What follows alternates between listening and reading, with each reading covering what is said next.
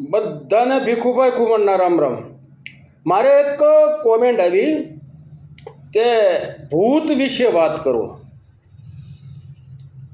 એટલે આ ભાઈનું નામ ઇંગ્લિશમાં છે, એટલે મને નથી ઇંગ્લિશ આવડતું, પણ એણે લખ્યું છે ભૂત વિશે કંઈક વાત કરો.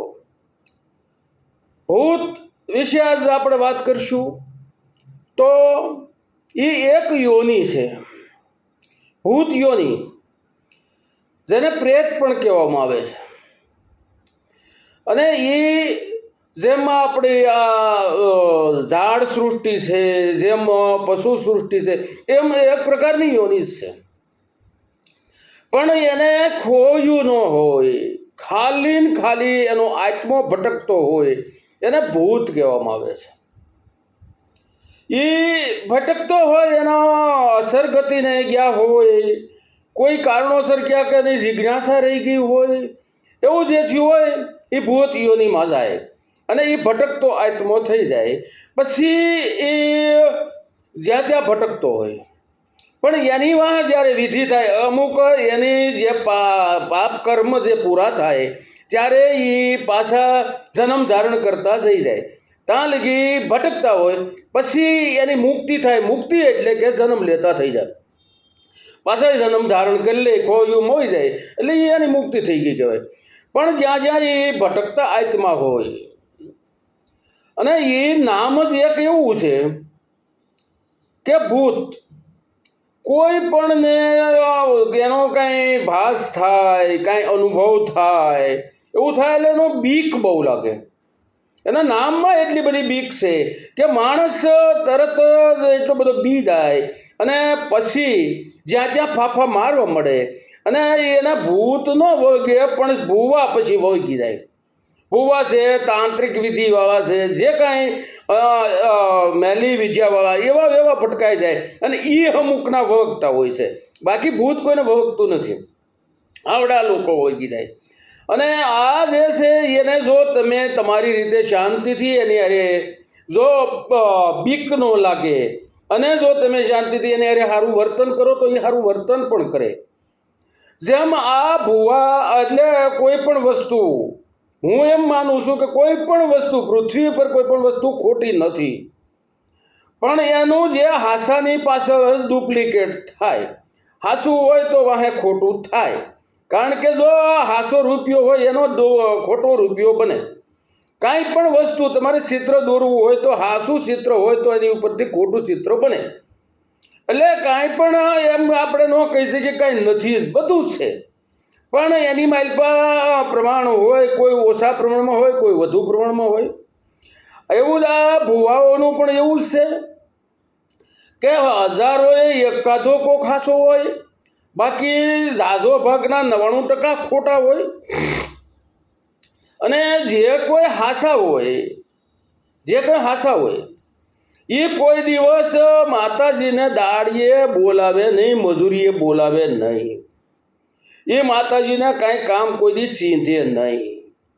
કે કોઈ પણ જે દેવ દેવસ્થાનમાં માનતા હોય ને એના એ ભૂવા હોય એને કોઈ દી, કારણ કે એ એક મજૂરી થઈ, એને થોડા કાંઈ તમને નહીં આવે.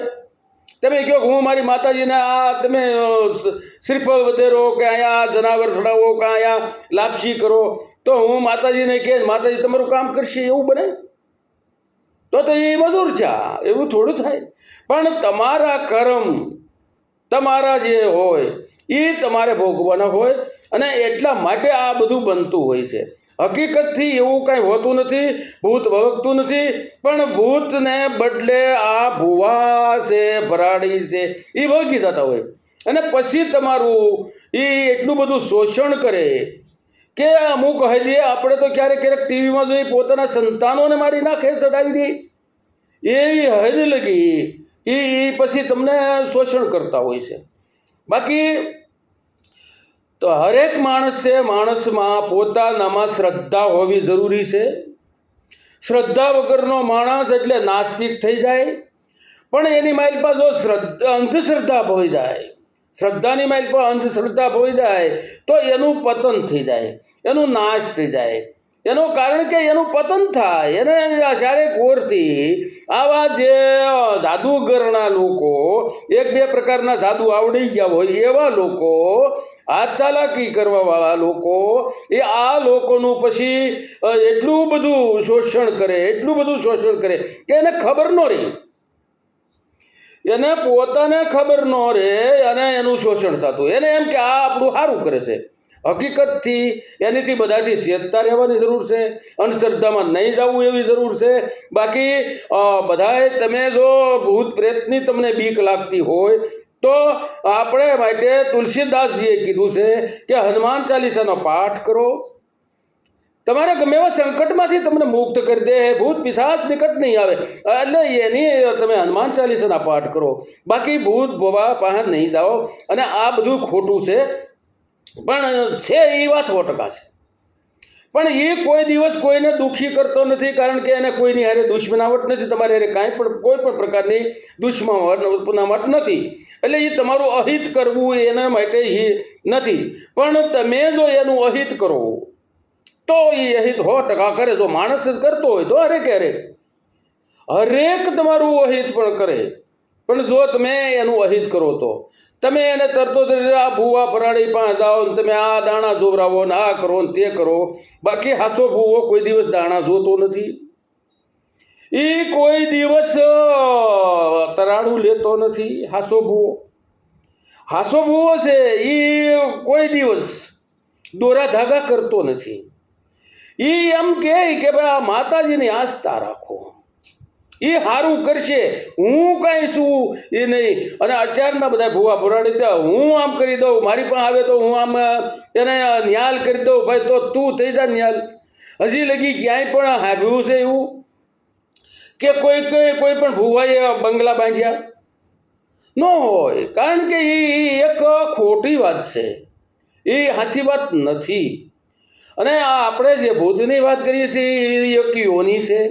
એ યોનીની માઇલપાઈ આત્મા ભટકે છે અને એને ખોયું નથી.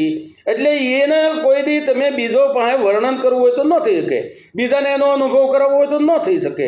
કારણ કે તમે સપનું તમને આવે ને, એ સપનાને તમે બીજાને કેવી રીતે અનુભવ કરાવી શકો? અનુભવ ન કરાવી શકાય. એમ આનો અનુભવ ન કરાવી શકાય. આ છે. અને એને જો સારી રીતે હાંસવામાં આવે, સારી રીતે રાખવામાં આવે તો એ અમુકના લાભદાયક પણ હોય છે. એવા ઘણા દાખલા છે, એવા અનેક દાખલા છે.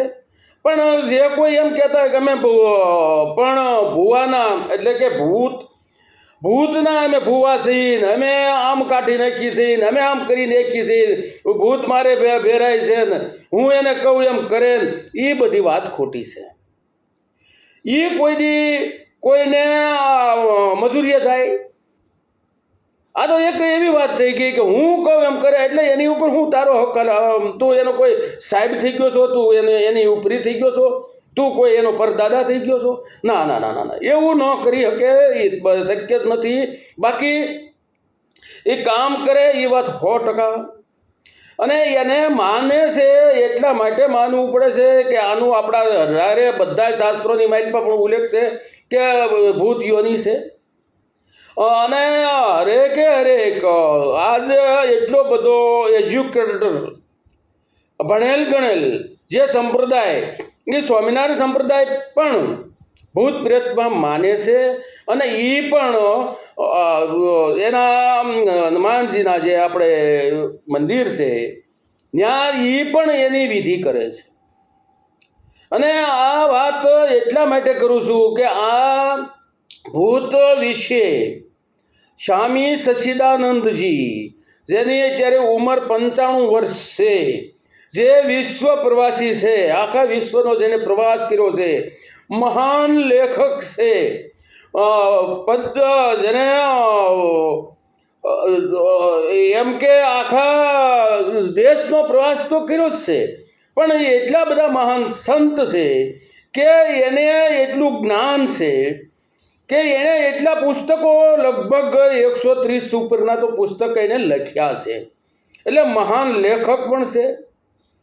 અને એ પોતે એમ કહે છે કે હું જ્યારે કાશીની માઇલ પર અભ્યાસ કરતો હતો અને ત્યારે ત્યાં એક બિલ્ડિંગ છે અને બીજા માળે એક ભૂત થાય છે એવી વાત થતી હતી. પણ હું કે હું એમાં માનું નહીં, ભૂત પ્રેતમાં માનું નહીં. આજ પણ કે હું માનું નહીં, પણ મને અનુભવ જે થયો છે એની વાત કરું છું એમ એ વાત કરે છે. તે ત્યાં રૂમની માઇલ પર એક વિદ્યાર્થીએ આપઘાત કરેલો અને એની માઇલ પર એનો આત્મો ભટકતો થઈ ગયેલો અને આ સ્વામી સચ્ચિદાનંદજી પોતે રૂમની માઇલ પર હોવા ગયા. તો એમ કહે છે કે મને કાંઈ દેખાતું નહોતું, પણ 100% ભાસ થાય કે કોઈક આજુબાજુમાં આટા મારે છે, મારો પલંગ કોઈ ખેંચવે છે, કે હલાવે છે, અથવા મારી ઓઢેલી ચાદર કોઈ ખેંચે છે, એવા અનુભવ થાય. એવું મને અનુભવ અવારનવાર થાય. પણ હું નેન્યા હૂતો અને બીજાને એમ થાય કે હવે તો સ્વામી અહીંયા હુવે છે તો કાંઈ નથી, વાત નક્કી. પણ બીજા હુવા આવે એટલે બીજે દી ત્રીજે દી વ્યા જાય, એ કોઈ એની અંદર રહી ન શકે. અને હું છે તે એને પ્રાર્થના કરું કે હે ભાઈ, તું જે હોય, તું મારો દુશ્મન નથી, હું તારો દુશ્મન નથી, તું જે હોય, પણ તું તારું કાર્ય કર, હું મારું કાર્ય કરું. અને મને નિરાતે રહેવા દે ને હું તને નિરાતે રહેવા દઉં. એ રીતે કાયમ માટે એને હું વિનંતી કરું અને સૂઈ જાઉં. પછી શાંતિ થાય, પછી વાંધો ન આવે. જે દિવસે વિનંતી ન કરી હોય એ દિવસે સૂવા ન દે. એટલે આવી રીતે કરતાં કરતાં મેં 3 મહિના કાઢ્યા અને આનું કે મેં 100% અનુભવ કર્યો. એટલે આ યોની છે, પણ બીજાને હું એમ કહું છું કે યોની નથી. પણ જો અનુભવ કરો તો એ જેમ ભગવાન છે પણ એ દેખાતો નથી, એમ ભૂત છે એ પણ દેખાતું નથી. આવા તો અનેક દાખલા છે. દાખલા દેવા બે તો અનેક છે અને બીજા દાખલા આવતા વિડીયામાં પણ આપશું. ત્યાં લગી હું બધાને 2 હાથ જોડી અને વિનંતી કરું છું કે અંધશ્રદ્ધાની માઇલ પર નહીં પડતા શ્રદ્ધા રાખજો. ઈશ્વર હવનું સારું કરે, એ કોઈનું ખરાબ કરતો જ નથી. તો જય માતાજી.